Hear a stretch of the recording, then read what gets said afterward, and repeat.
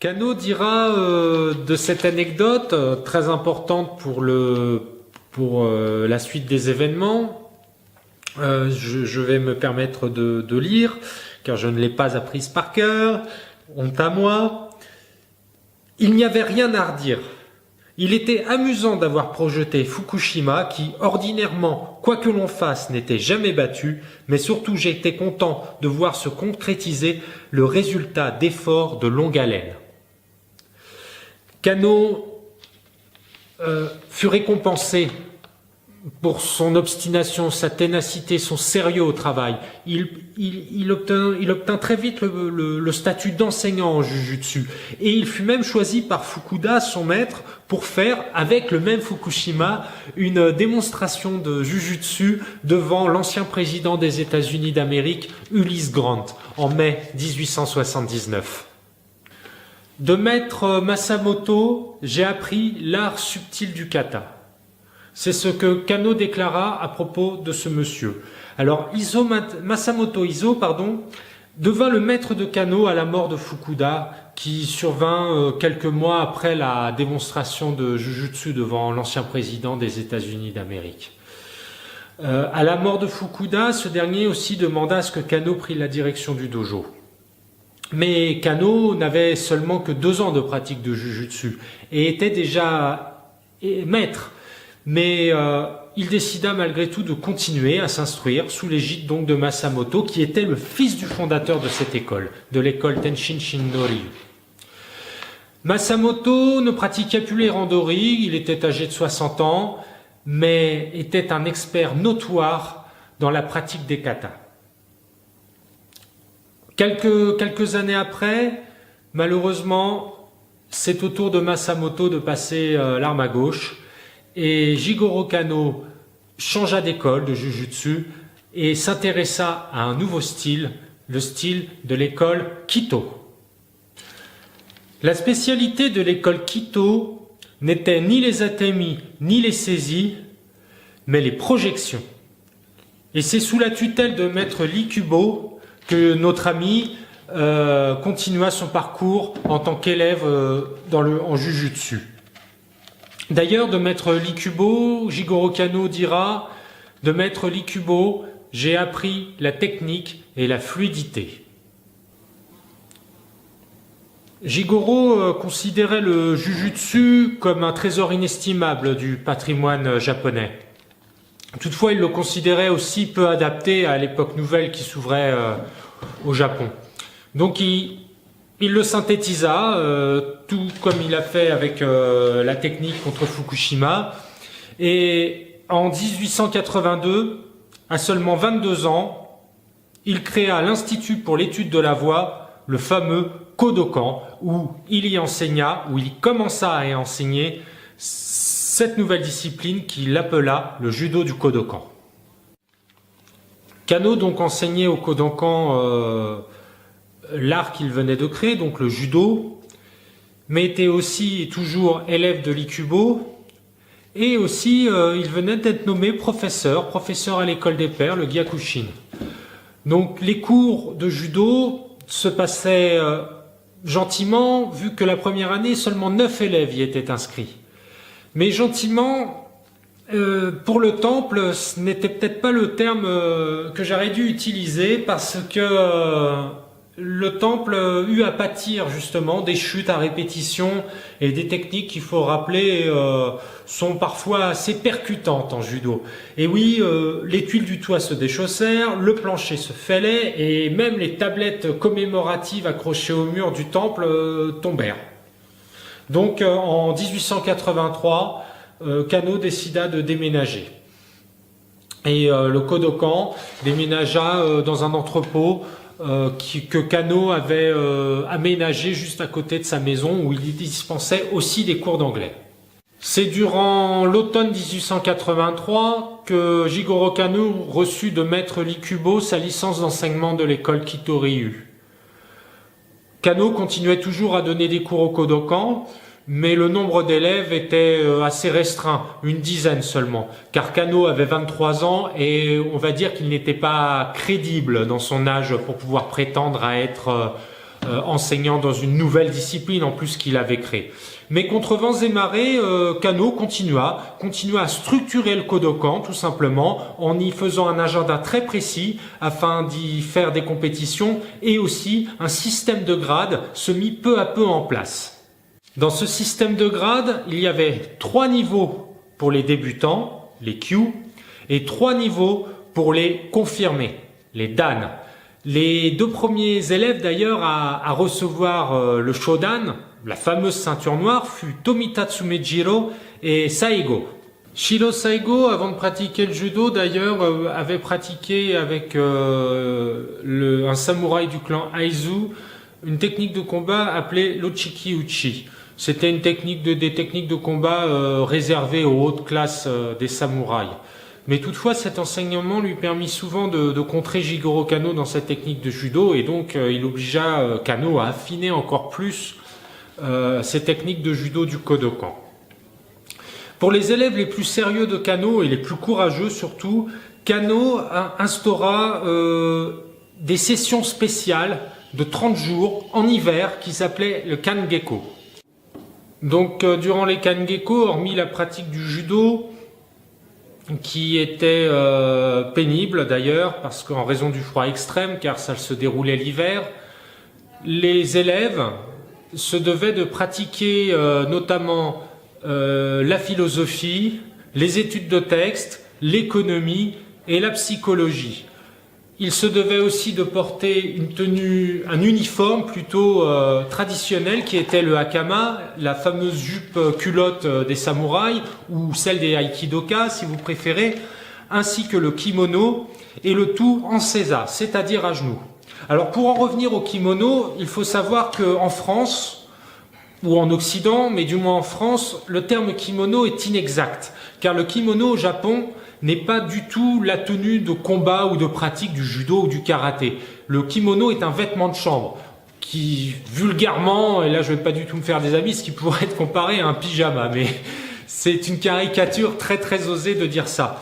Non, en France, on dit kimono alors que la définition exacte est le judogi pour les pratiquants de judo, ou le keikogi pour parler de tenue de combat de façon plus générale. Kano, bien entendu, s'imposait à lui-même un rythme effréné de travail, encore même plus que ses élèves, car même durant la nuit, il faisait, afin de pouvoir subvenir aux besoins financiers du Kodokan et de son besoin personnel d'argent, des travaux de traduction que le ministère de l'Éducation nationale lui commandait. Kano pratiquait toujours aussi le jujutsu avec maître Likubo qui venait 1 à 2 fois par semaine au Kodokan, y dispensait son savoir, et pratiquait de temps en temps des randori malgré son âge avec Kano, et il faut bien reconnaître que Likubo avait malgré tout le dessus sur maître Kano. Et Kano profitait justement aussi de ses défaites afin d'affiner encore plus le judo.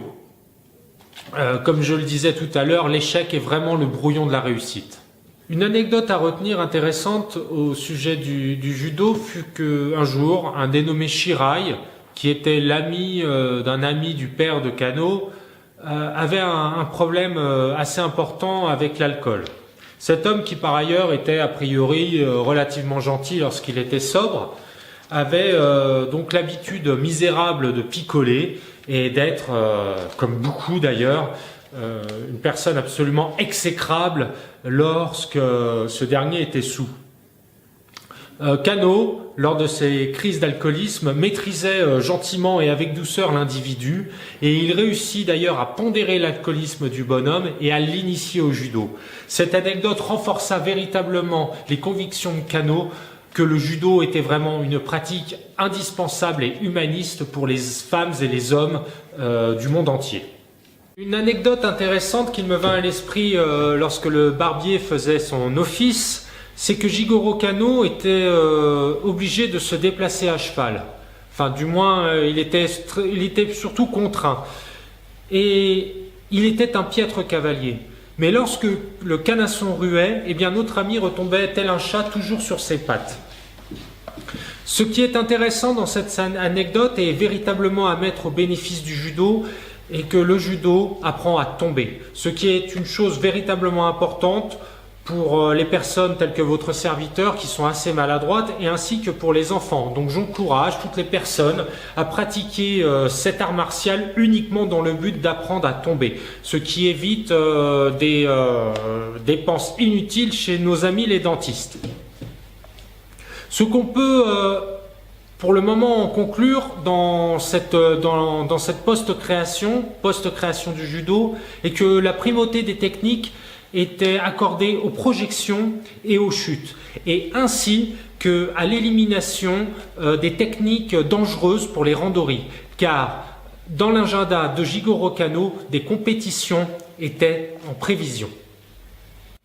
Il faudra attendre 3 ans pour que le Kodokan commence à se faire connaître. En 3 ans, la 3e année, 54 élèves y furent inscrits. Et c'est seulement en 1886 que le chiffre symbolique des 99 élèves fut atteint. Jigoro Kano décida de déménager, d'agrandir une nouvelle fois son dojo. Celui-ci sera situé à Fumijicho et il sera grand de 40 tatamis, soit de 66 mètres carrés, grosso modo. Et chose importante, c'est que au sein de cette place, pour la première fois, les élèves porteront la fameuse ceinture noire en témoignage de leur dan. Le judo acquérit ses lettres de noblesse lorsqu'il fut invité au tournoi de la police. Les tournois de la police nationale étaient une chose extrêmement importante car l'école vainqueur allait pouvoir enseigner donc à la police ses méthodes de combat pour ses interventions. Les écoles rivales du Kodokan regardaient d'un mauvais œil d'ailleurs ce nouvel arrivant qu'elles prenaient pour un concurrent avec des techniques modernes totalement inconnues. D'ailleurs, les tournois prenaient une telle rivalité qu'ils prirent le nom de Dojo Yaberi, ce qui signifie littéralement casser le dojo. D'ailleurs, dans une interview du Judo Kodokan, du Judo Kodokan Magazine de septembre 1963, Maître Yokoyama déclara à propos de ces tournois. Pour ce combat de destruction du dojo, il n'y avait pas d'arbitre. Et si l'adversaire ne se disait pas vaincu, on pouvait lutter jusqu'à l'abandon forcé, c'est-à-dire une blessure. Si l'on employait des clés de bras, il fallait casser le membre. En cas d'étranglement, faire perdre conscience à l'adversaire. Ouf. Lors de ce tournoi de la police nationale, le Kodokan y fit sensation. Notamment grâce à la victoire a priori éclatante de Shiro Saigo sous Terushima Taro, de l'école Yoshin. J'ai utilisé le terme a priori car il existe très peu de sources. Il existe juste des témoignages, notamment 2 que je vais vous raconter sur ce tournoi. Il semblerait donc que Shiro Saigo eut raison de son féroce adversaire, si je puis dire, grâce à une technique bien à lui prénommée Yama Arashi, qui signifie tempête de la montagne, qui serait un avatar en gros de Hanegoshi et de Saonage. Toutefois, un témoin clé de cette époque, Tomejiro du Kodokan, déclara: c'était en mai 1885, à la préfecture de police de Naruno-uchi. L'adversaire, c'était Terushima Taro, le meilleur disciple du maître Tozuka Ikukuro de la célèbre école du moment, l'école Yoshin de Shiba. Terushima était alors un combattant très connu, alors que Saigo était un jeune pratiquant encore inconnu du dojo de Kano.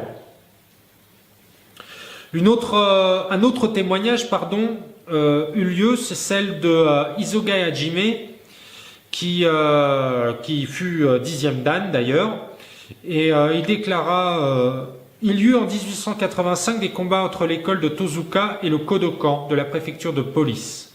En voici l'histoire.